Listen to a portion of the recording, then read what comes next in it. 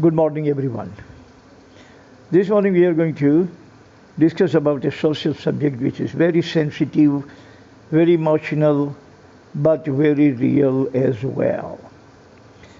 I, as a Muslim, don't believe that the object of worship should be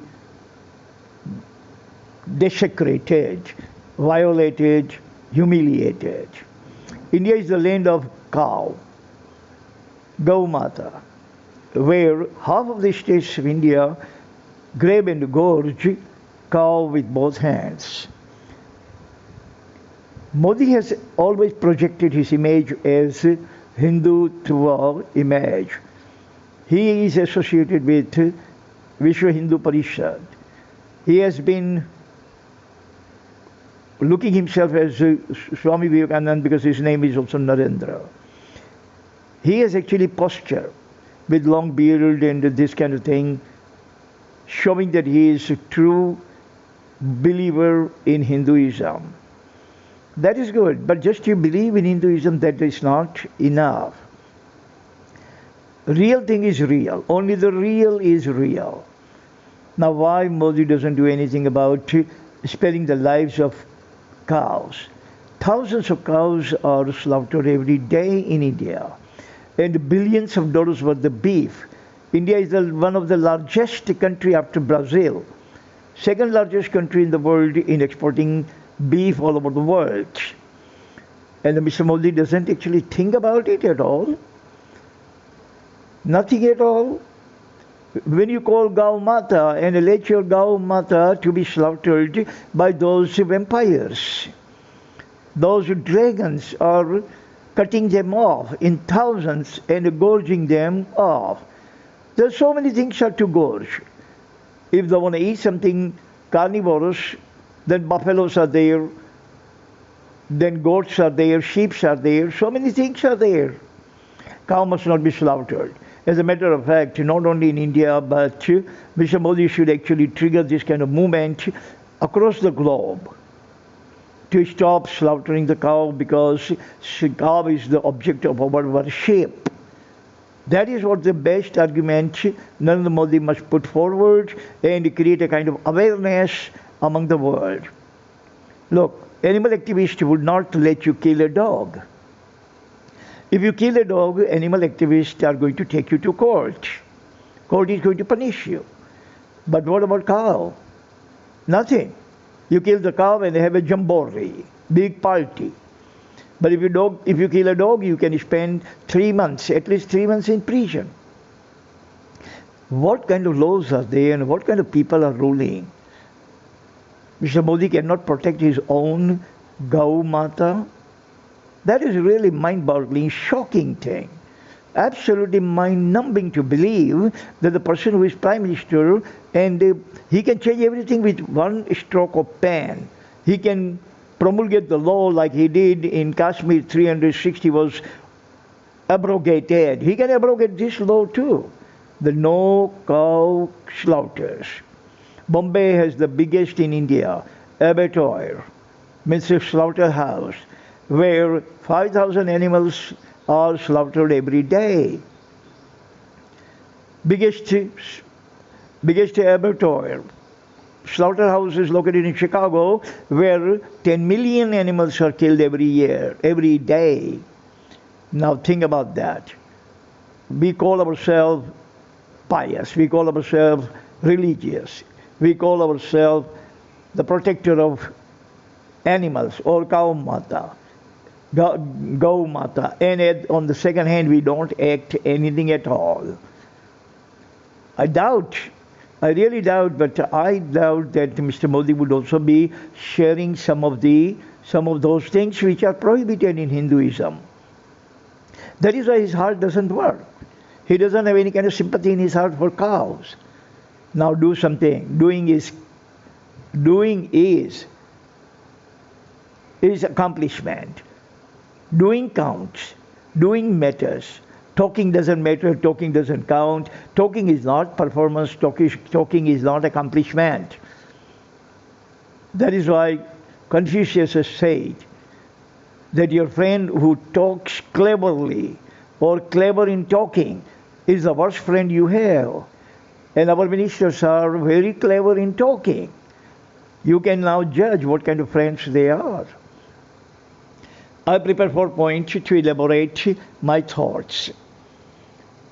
Half of the states gorge and lavish beef with both hands.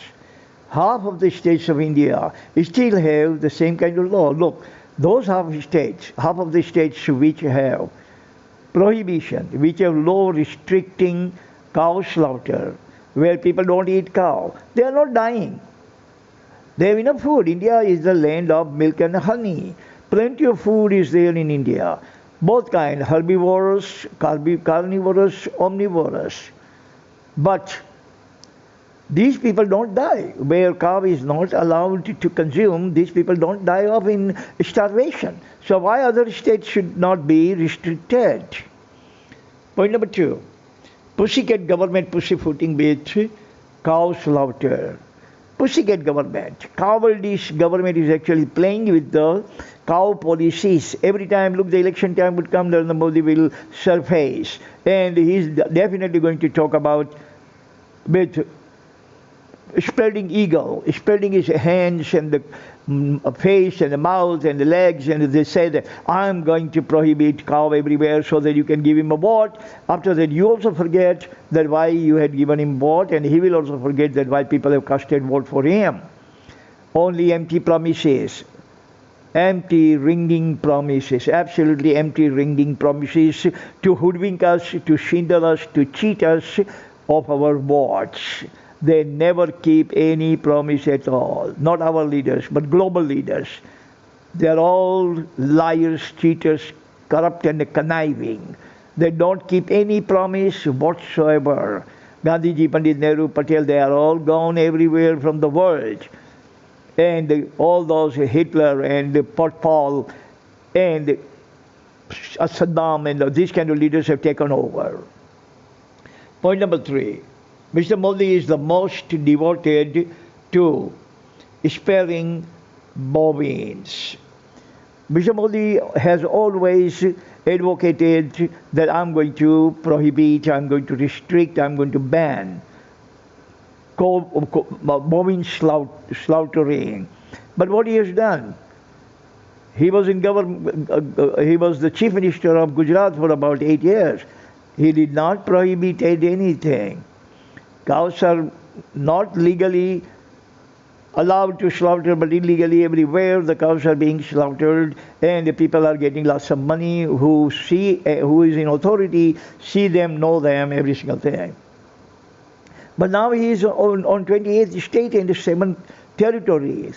He has a bigger power. He has a bigger pen. He has a bigger sword and a shield. Why he is not doing it today itself? He must move today, the Tuesday. And by evening time, the law is promulgated that from tomorrow, Wednesday, no cow, not a single cow or wheel. Cows, children will be slaughtered anywhere within the border of India. And it is going to reverberate everywhere in the world. It is going to ring everywhere in the world. And then he can go to UNO and give a very passionate speech over there. Save cow. When they say save dogs, why we don't say save cows? Because cows are the object of our God and goddesses. We worship them. You don't eat, otherwise we are not going to export anything or import anything from your nation. We are going to kick out your dignitaries from here. We are going to kick out your ambassadors and envoy from our nation. We are going to close your embassies. And we are going to ask our people to come back. Don't serve your land. But he has no guts, no greeds. It needs prowess. Prowess of pulpit. He doesn't have prowess of pulpit. Point number 4. Some venerate cows. Others devour them. And that's not fair. Coming from the Muslim, I'm a Muslim, still I think that it is not fair to eat someone's object of worship, object of God and goddess. Now, we should not actually lower ourselves demean ourselves or disgrace ourselves that we can eat up someone's gold and goddesses. So no, absolutely no. That is not.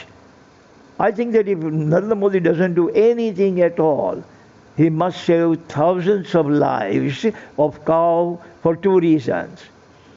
Animal life must be saved. It is the blessing of God. Earn the blessing of God. Save animal life. If you have a power and if you don't do that, then you are responsible for that. And the second reason, it is Narendra Modi, your object of worship. How can you allow other people to eat up your object of worship? Think about it. Otherwise, I'm sorry, but shame on you that you allow the people to devour, gobble up your object of worship, the cow that you call Gau Mata. They are eating your Mata, and you are so quiet, so reticent, tipping mum about that. What kind of man you are, or you are a mouse or a man? You should actually do something about it. This is your Gaumata, this is your gold, this is your goddesses, and you must spare them from ruthless slaughtering to gorge. Thank you very much. God bless everyone on this planet. Amen.